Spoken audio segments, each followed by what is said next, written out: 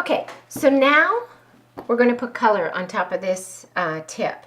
I'm going to take my flat implement, just my pusher,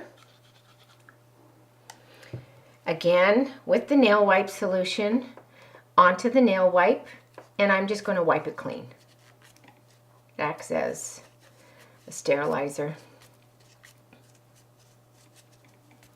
because I don't want to put a dirty implement into my potted gel. So, color gels are made with clear and pigment. What happens is the pigment will settle to the bottom. Now this one looks fairly mixed, but what you always want to do, whether it looks mixed or not, you want to take the pot with the flat implement and you want to scrape along the bottom of the pot. And it doesn't mean scraping where you're taking the plastic off the pot.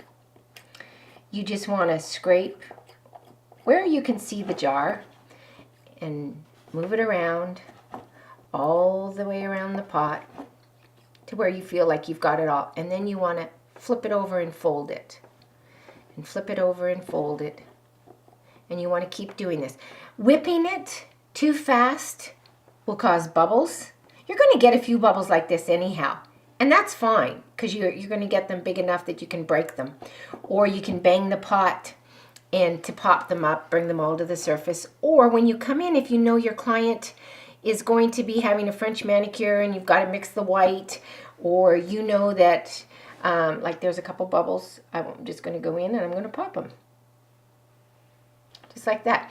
So you can get your colors ready. The only ones that you wouldn't be able to get ready in advance prior to the client coming in is any of the glitters, like Lola Bella, which I have over my Tango on my nails. It's a glitter. Well, of course it settles. It's heavier than the gel, so it settles to the bottom. So you always want to go in and mix your pots.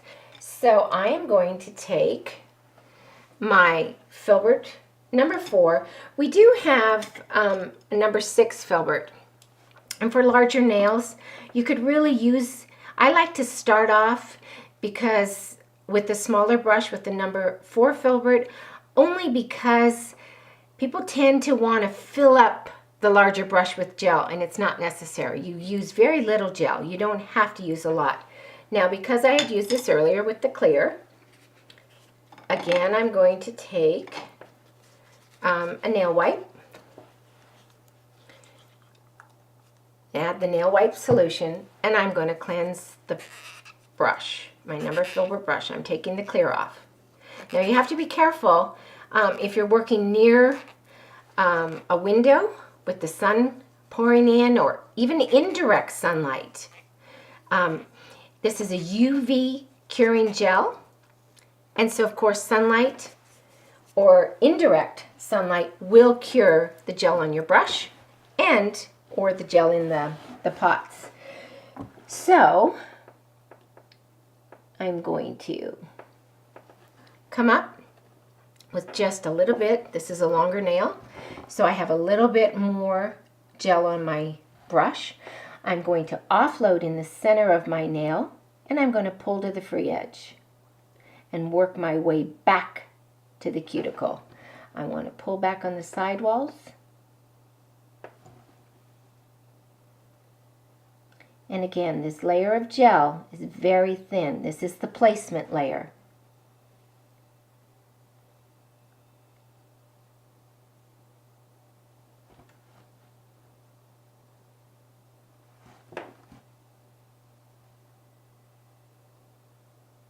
If you get any of the gel on the skin, make sure you have your loyal toothpick or pointed orangewood stick there so you can go in and remove it. Okay, so this layer of gel will be the guideline to where my next layer sits.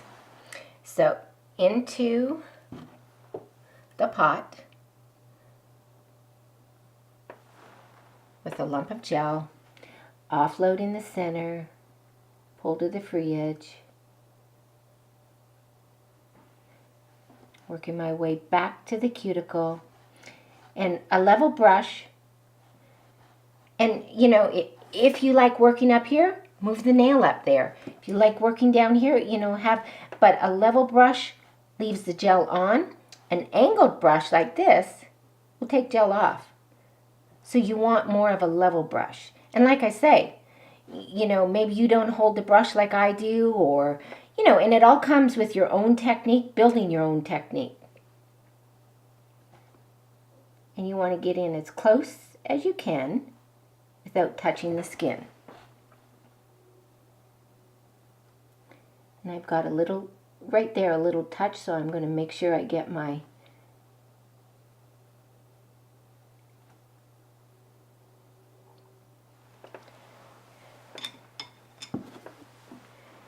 orange wood stick in, and I like to go all the way around, because if the gel is touching her skin, it will cause lifting. So I'm going to put this nail into the lamp, and this nail is going to cure for 3 minutes time. So while Deb's nail is curing, normally I would be, could I have your other hand, Deb? I would be starting on this hand, painting the pinky and going. I like the switch off method. It works, both Deb and I have timed it. It works just as fast, if not better, because now I'm in control of Deb's hands. She can't answer her cell phone. She can't scratch her nose, because sometimes when they do that, even though they think they're scratching with their fingertip, when they go on, the side of the nail is touching the skin. That little bit of touching the skin can put oils onto that nail. And what happens is, if I don't see her doing that and I just go ahead, that oil, that little bit from her hair product or from her skin, it can cause lifting. And then all of a sudden, she's either notices the lift, so she's got to come back in and see me, or she'll pick it off, because it'll be a lift, and lifts are different than is when you have acrylics. It's much different. So the client can get up and under, and even though it's attached here and it's just maybe lifted right here, when she can get up and get under there and peel it off, she is going to peel a layer of her nail, which is very damaging. So you don't want that to happen. So you want to take every precaution. So when that hand's in, I'm painting. And as I paint, that nail will not be in the lamp for 3 minutes. What will happen is I'll paint the nail, and then I'll say switch. And out comes, give me this hand, and then I move on to her ring finger, and I paint. Once I get that painted, this goes back in. And then now I'm on the ring finger. And it goes all the way through till I come back to that pinky. And what happens is, when I come back to the first pinky that I started with, that pinky definitely has gotten 3 minutes of curing time. And so then I'm ready for the second coat. And I go through that method. And I think once you get doing it, the client becomes very used to it. It's just a natural. They'll go switch as soon as you think you're finished, and they'll be telling you switch. So then they know when they sit down, you know, if they are expecting an important phone call, I can answer it for them. But I am in full control of their hands completely. Deb's done in the lamp for the 3 minutes, and now we're going to apply the Fruity Tooty, the second coat.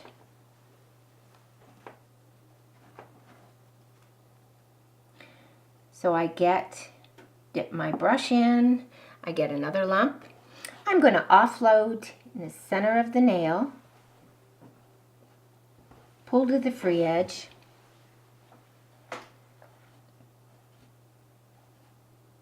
and work my way back to the cuticle. Now, by this coat, it should definitely look like what's in the pot. It shouldn't be like pale, it shouldn't be lumpy or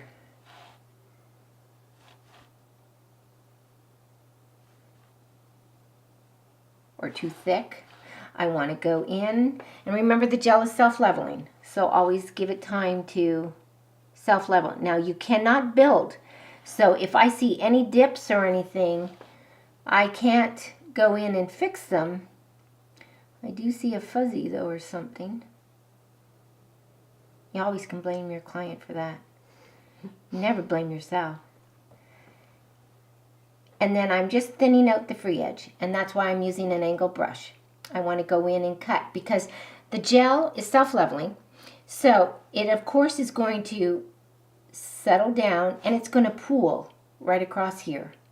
And if you don't do that by cutting away, and it's just a very, very light touch, it's not taking all the gel off, what it does is that you'll have a little ski jump at the end of your nail, and you don't want that. So I'm going to go back in and grab my orange wood stick, and I always just do this, even though I don't think I have, but sometimes you don't think you have, and you have touched the skin. So I want to go back in, and Deb's going to go back into the lamp for another 3 minutes. Okay, so Deb's done in the light now. So now this nail is basically done. What I like to do, and again, this becomes a choice, I like to put a clear coat over the top of the color for a couple reasons. Way back when, oh dang, when I was a nail tech, I wiped at this point because the sticky residue, of course, is going to be pink, like Fruity Tooty. The client swore there were streaks and that I had taken her gel because she could see the pink on the nail wipe. So from that point on, I had to go through and do a whole nother coat on all the nails, and it just became a hassle. And so I also used that to my advantage then. A clear coat, if there's any lumps or bumps, like I don't have a straight line going down, Deb, in one point, and I'm not sure if you can see that. So I can correct that at this point with the clear gel. So that's what I'm going to do right now. And I'm going to take my brush that I have the Fruity Tooty on right now because I don't need it any longer. I'm going to take the nail wipe and I'm going to cleanse out the brush. And it's just keeping the bristles flat, and my brush is clean, ready for the clear.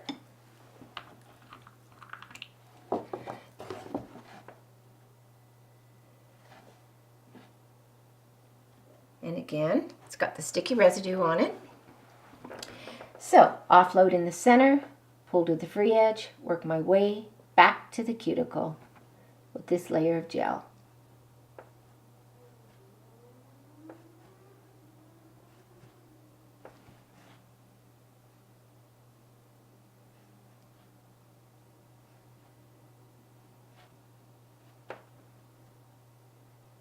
Going to use the light from up above to make sure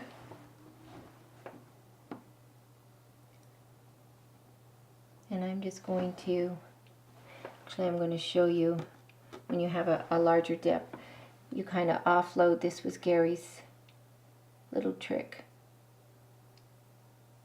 Just bring them down side to side. Work them over. You called them sausage links. Remember that? Mm-hmm. He's so funny.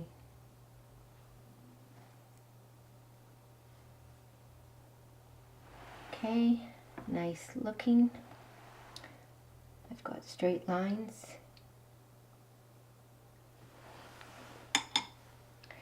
And my orange wood stick. Remember, I have my wipe right here. My table towel would be here, and I would be wiping it off on my table towel.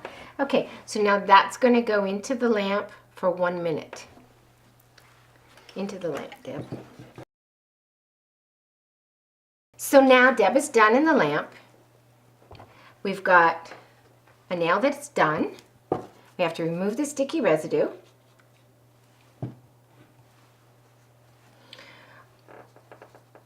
a wipe.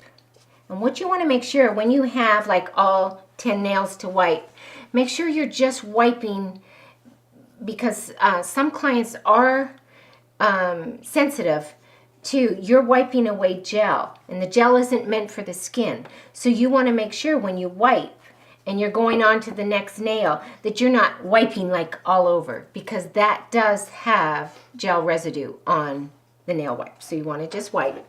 And now, of course, it's shiny, it looks great, but what we want to do again is, because this is a porous gel, it's a soak-off gel, porous, it will pick up the dirt and grime from everyday living. And again, we're just going to seal and protect the gel by the Bella Shine top coat. Air dries 1 minute's time.